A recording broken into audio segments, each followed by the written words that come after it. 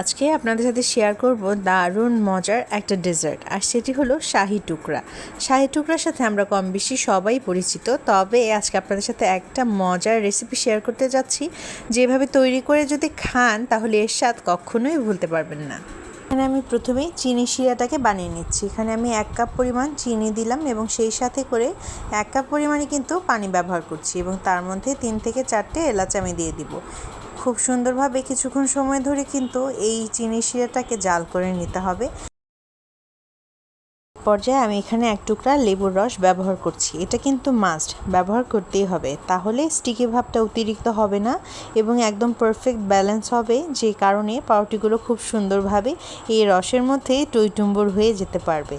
এইবারে main ingredient তৈরি করার পালা হচ্ছে মজাদার ক্ষীর।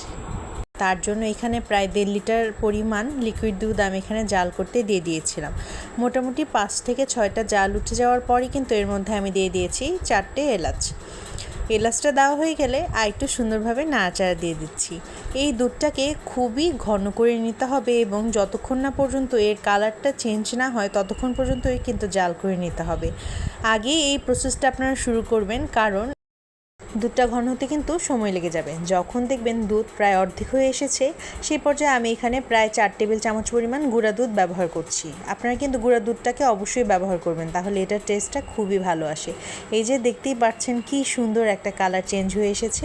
এই পর্যায়ে কিন্তু আমি দিয়ে দিচ্ছি কিছু কুচি করে রাখা বাদাম, আর এর মধ্যে আমি আজকে টেবিল চামচ পরিমাণ চিনিও কিন্তু ব্যবহার করেছি।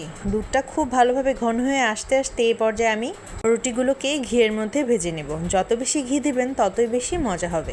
এখানে আমি প্রায় 3 টেবিল চামচ পরিমাণ ঘি প্রথমে দিয়ে দিলাম এবং এভাবেই করে পাউরুটিগুলো মাঝ বরাবর কেটে আমি এগুলোকে খুব সুন্দরভাবে ভেজে নেব। আপনারা চাইলে ঘিয়ের সাথে একটুখানি তেলও মিশিয়ে নিতে পারেন, তবে আমি আজকে শুধু ঘি দিয়েই ভাজছি, যেন খেতে বেশ ভালো লাগে। উল্টে পাল্টে এভাবে করে ভেজে নিতে হবে এবং তৈরি করে রাখা চিনি শিরার মধ্যে কিন্তু এটাকে ডুবিয়ে নিতে হবে।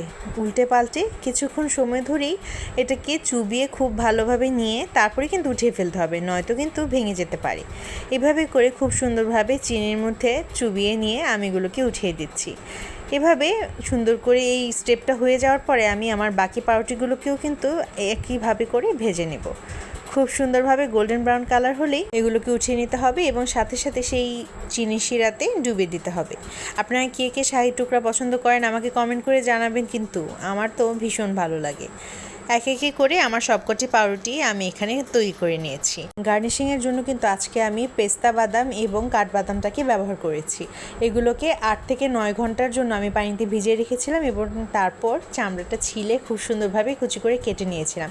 যত বেশিক্ষণ আপনারা ভিজিয়ে রাখবেন তত কিন্তু আপনাদের কাটতে সুবিধা হবে। এটা একটা টিপস দিয়ে দিলাম। এবারে তৈরি করে রাখা পাউরুটিগুলো আমি সুন্দরভাবে বিছিয়ে দিলাম এবং তার মধ্যে আমি দুধটাকে ঢেলে দিলাম। দুধটা দেওয়ার পর কিন্তু এই পর্যায়ে কিছুক্ষণ অপেক্ষা করতে হবে। খুব যখন ঠান্ডা হয়ে আসবে তখন কিন্তু দেখবেন পাউরুটিগুলো দুধটাকে শুষে নিয়েছে এবং এর ভিতরে পুরাটা দুধ প্রবেশ করার কারণে এটা খেতেও ভীষণ ভালো লাগে। এবং কথা মতোই আমি সেই কেটে রাখা বাদামগুলো দিয়ে দিচ্ছি। প্রথমে দিয়ে দিলাম কিছু কাঠবাদাম, তারপর দিয়ে দিচ্ছি পেস্তা বাদাম।